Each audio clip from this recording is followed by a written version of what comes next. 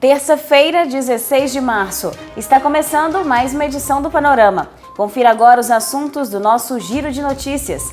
Auxílio emergencial. Câmara aprova em segundo turno PEC que viabiliza a retomada do benefício. A partir de amanhã, todas as regiões de Minas Gerais entram na onda roxa. Atendimento presencial da Receita Federal está suspenso em Caratinga. Você vai ver também. Economia brasileira sofre queda de 4,1% em 2020, de acordo com o IBGE. No quadro Pense Direito, você vai saber quais são as regras para transporte de bebês e crianças em veículos. E ainda, campanha da Fraternidade 2021 convida cristãos a superarem as polarizações e violências. Tudo isso você acompanha agora no Panorama. O governo federal estuda novas medidas econômicas para combater os efeitos da pandemia.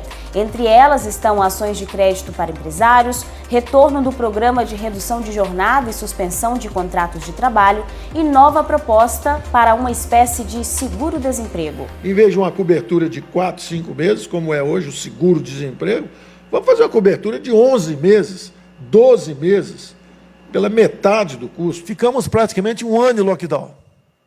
E começamos esse ano, como estamos vendo em alguns estados do Brasil, novas medidas seriamente restritivas. Estamos trabalhando no Sistema Nacional de Garantias de Crédito, agora na fase final, para que as cooperativas de crédito no Brasil inteiro consigam dar mais crédito.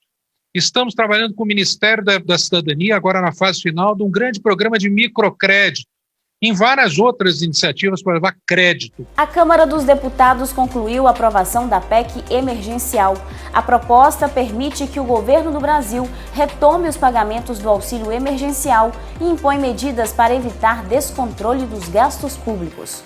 Nós construímos algo que não atrasa o auxílio emergencial, que eu tenho certeza que para o senhor é o mais urgente, entregar para as pessoas que mais precisam do Brasil mais uma etapa. O senhor que já entregou 293 bilhões, agora entrega mais 44 bilhões de reais para a população mais carente e garantir aí o equilíbrio e a segurança fiscal. É esse recado que o mercado, tanto interno quanto internacional, e as gerações futuras precisam saber que nós estamos num país que já está dando certo e que vai dar certo. O gasto agora são de 44 bilhões de reais. É bastante dinheiro, é mais endividamento para a União, nós estamos no limite. E eu já falei no passado e repito aqui, o Estado que fecha o comércio tem que pagar o auxílio emergencial também. E não ficar tudo jogando na conta do governo federal. Há um ano, os brasileiros travavam a luta contra a pandemia da Covid-19. Agora, mais uma vez, o país está em um momento difícil. Os hospitais estão chegando no limite e todas as regiões de Minas estão enfrentando dificuldades para oferecer atendimento. Por isso, o estado inteiro vai entrar na onda roxa do Plano Minas Consciente. Olá, pessoal. Há mais de um ano enfrentamos a pandemia do coronavírus. Neste período, o governo de Minas tem feito todos os esforços. Aumentamos de 2.000 para 4.000 o número de leitos de UTI e de 10.000 para 20.000 leitos de enfermaria. Compramos respiradores, ampliamos o número de profissionais de saúde e nos preparamos para a maior operação de vacinação da história do Estado, que está em andamento. Mesmo assim, chegamos agora no momento mais difícil. Os hospitais estão no limite, ao mesmo tempo em que muitas pessoas não estão respeitando as medidas de isolamento. O resultado é que todas as regiões do estado enfrentam hoje dificuldades para oferecer atendimento médico. Por isso, ouvindo os especialistas em saúde e o nosso Comitê de Enfrentamento à Covid, anunciamos medidas mais duras, pensando na proteção de todos os mineiros e para garantir atendimento adequado. A partir desta quarta-feira, dia 17 de março, todas as regiões de Minas entrarão na onda roxa, a princípio pelo prazo de 15 dias. Isto significa medidas mais restritivas e obrigatórias. Só poderão funcionar os serviços essenciais e as pessoas não deverão circular pelas ruas, exceto aquelas que trabalham nas atividades essenciais. Me reuni com prefeitos agora há pouco e discutimos a situação. Deixei todos eles cientes da gravidade dos fatos. É uma medida dura, mas extremamente necessária nesse momento, para evitar um cenário pior do que esse que já estamos vivendo. Faço um apelo a todos os mineiros. Precisamos manter as medidas de proteção e distanciamento social. Não vamos deixar que o cansaço nos vença. Por favor, respeite e colabore para que possamos vencer essa guerra. Diante do agravamento da pandemia de Covid-19 no estado, a Receita Federal em Minas Gerais decidiu restringir os atendimentos aos canais virtuais, inicialmente por uma semana, a partir do dia 15 de março. O objetivo é contribuir para a menor circulação de pessoas nas cidades, reduzindo a contaminação. A nova restrição busca diminuir a grande quantidade não só dos servidores e funcionários, mas também dos diversos contribuintes que procuram atendimento. É possível realizar os serviços oferecidos pela Receita Federal por meio do site www.gov.br/Receita Federal. A economia brasileira teve queda de 4,1% no último ano. O índice foi divulgado pelo Instituto Brasileiro de Geografia e Estatística, o IBGE. O percentual revela uma queda histórica do Produto Interno Bruto de 2020 no país. Confira mais detalhes sobre o assunto na reportagem a seguir. O resultado do PIB do Brasil em 2020 foi divulgado pelo Instituto Brasileiro de Geografia e Estatística, IBGE, e veio, como já era previsto, pelo mercado. Trata-se da pior série histórica do IBGE, iniciada em 1996. O resultado é atribuído à pandemia de Covid-19, quando diversas atividades econômicas foram parcialmente ou até totalmente paralisadas para controle da disseminação do vírus.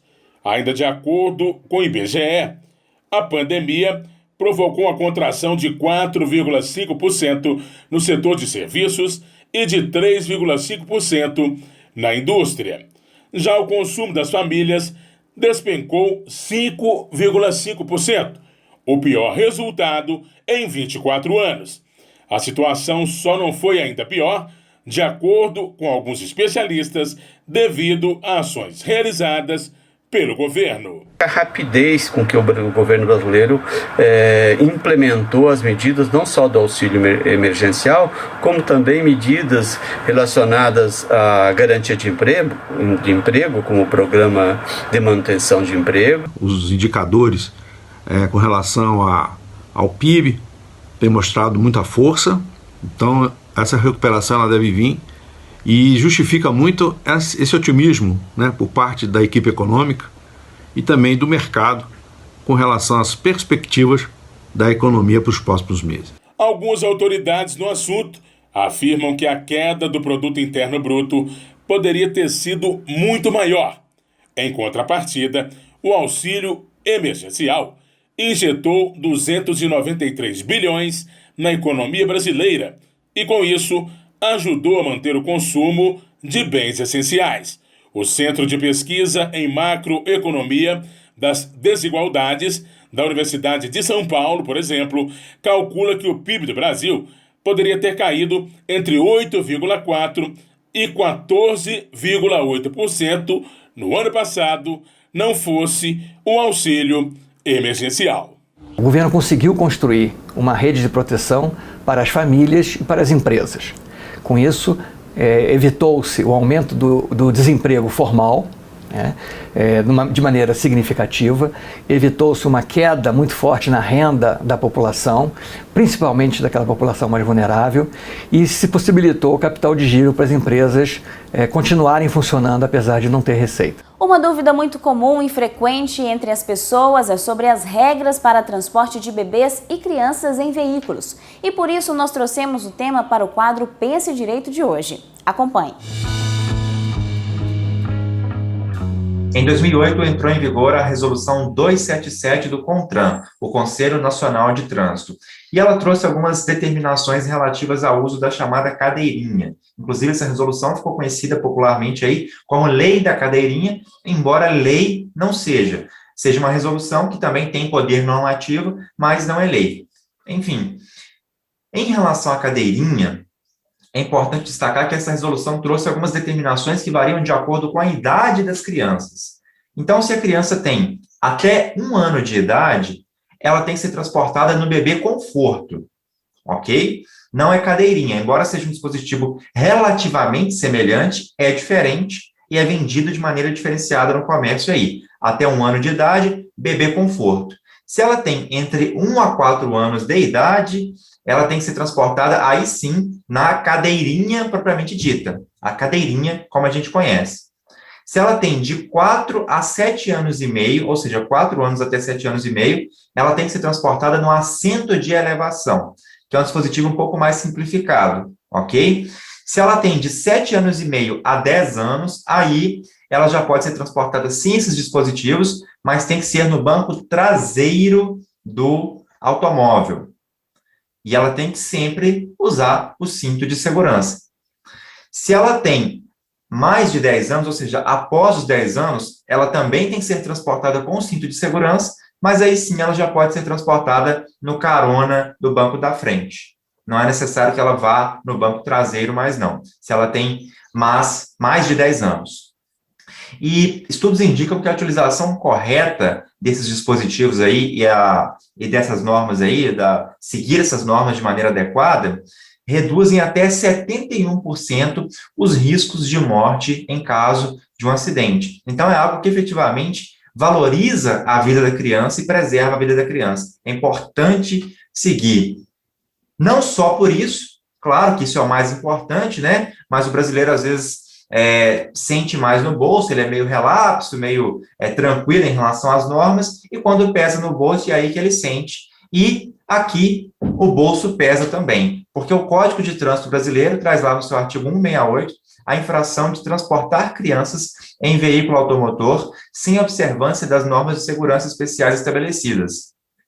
Então, para essa infração, ou seja, descumprir essas normas que eu acabei de ler para vocês, esses regulamentos aí, temos uma infração gravíssima, que dá 7 pontos na carteira.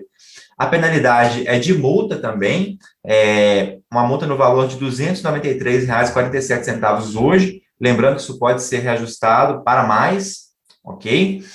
Nós temos uma medida administrativa também, que é a retenção do veículo até que a irregularidade seja sanada.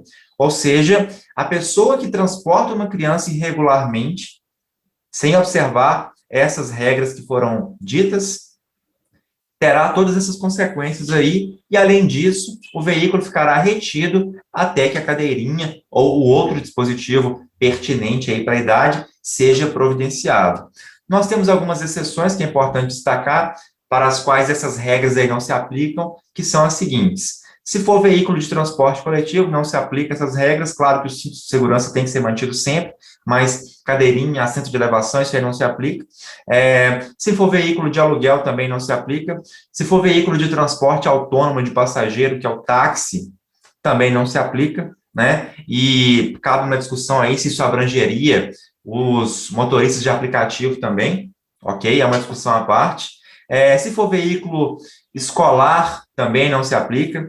Se for veículo com peso bruto total superior a 3,5 toneladas, de igual modo, essas regras aí não se aplicam, sempre lembrando que o cinto de segurança é indispensável. Em qualquer situação, não há exceção. O cinto de segurança é indispensável. Esse é um tema super importante, porque qualquer imprudência ou falta de cuidado com as crianças dentro do carro pode ter sérias consequências. E se você está procurando uma vaga de emprego no mercado de trabalho, fique de olho no quadro Oportunidades. Auxiliar de faturamento, com ensino superior completo ou cursando administração, ciências contábeis ou economia, experiência em setor de faturamento na carteira de trabalho e conhecimento intermediário em Excel. Auxiliar de linha de produção, padaria, com experiência, mas que pode ser fora da carteira de trabalho e ensino médio completo. Auxiliar de técnico de eletrônica, com experiência em manutenção de equipamentos eletrônicos. Auxiliar financeiro, com ensino superior completo, ciências contábeis, experiência em setor financeiro, mas que pode ser fora da carteira de trabalho e conhecimentos básicos de informática. Balconista, padaria, com experiência, mas que pode ser fora da carteira de trabalho e ensino médio completo. Motorista de caminhão, materiais de construção, com experiência na carteira de trabalho, CNHD e disponibilidade para serviço pesado. Operador de caixa, com experiência, mas que pode ser fora da carteira de trabalho e ensino médio completo. Pedreiro, com experiência na carteira de trabalho. Servente de pedreiro, com experiência na carteira de trabalho. Vendedor no comércio de mercadorias, com CNH-A e veículo próprio, motocicleta. E vendedor no comércio de mercadorias, com experiência em vendas, mas que pode ser fora da carteira de trabalho e CNH-B. A carta de encaminhamento pode ser impressa pelo aplicativo Cine Fácil ou portal Emprega Brasil, ou agendando o atendimento presencial no link www.mg.gov.br/agendamento. Uma dica: não esquecer de incluir nos objetivos profissionais a vaga desejada, para que apareça no seu cadastro. Vamos agora à previsão do tempo para esta quarta-feira. Quarta-feira de sol em Caratinga. Os termômetros marcam mínima de 20 e máxima de 31 graus. Em Dom Cavate, dia de sol sem nuvens. A mínima é 22 e a máxima 34 graus. Dia de sol em Ubaporanga. A temperatura varia entre 20 e 32 graus.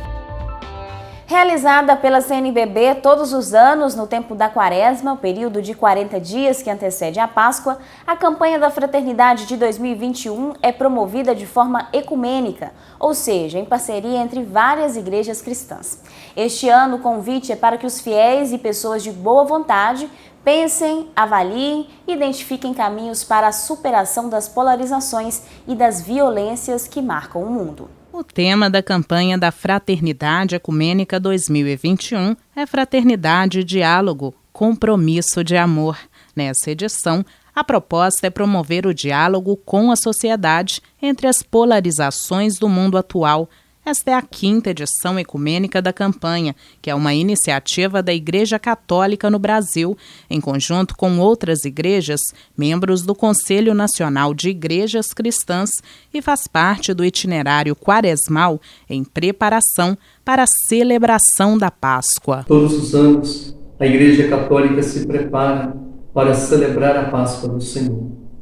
Por meio do tempo quaresmal, são 40 dias de oração, reflexão sobre a própria vida à luz da Palavra de Deus, para a gente perceber onde Deus nos convida à conversão, em que ponto da nossa vida nós nos distanciamos do Evangelho, deixamos de acolher o amor de Deus em nossa vida e de viver a liberdade de filhos e filhas que recebemos por meio do batismo.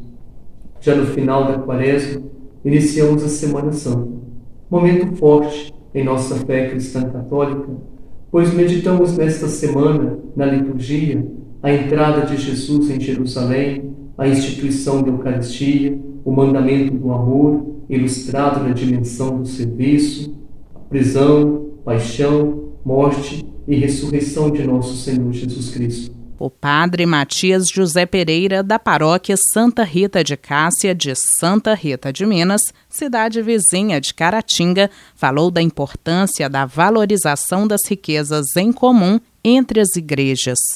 Todos os anos, como gesto concreto de conversão e caridade, a Igreja no Brasil propõe a campanha da fraternidade, este ano de forma ecumênica, ou seja, algumas denominações evangélicas estão trabalhando junto conosco. O tema é Fraternidade e Diálogo, Dom e Compromisso. E o lema, tirado da carta aos Efésios, capítulo 2, versículo 14, Cristo é a nossa paz. Do que era dividido, ele fez uma unidade. Outros diálogos que fazem parte dessa edição da campanha são os que envolvem a política e a pandemia da Covid-19. Desejamos uma santa quaresma e uma feliz Páscoa a todos, que a luz do ressuscitado cure os mais profundos sofrimentos da nossa humanidade, assolada sobretudo nestes tempos de pandemia.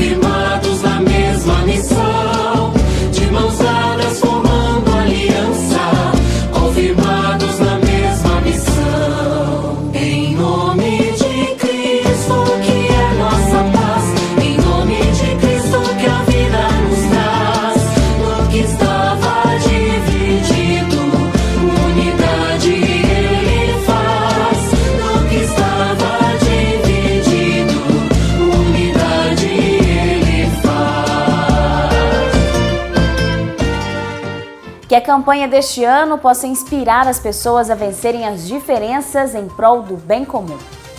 E o Panorama vai ficando por aqui. Você pode rever as reportagens de hoje nas nossas redes sociais. Obrigada pela sua audiência. Amanhã estaremos de volta aqui na UNEC TV. Até lá!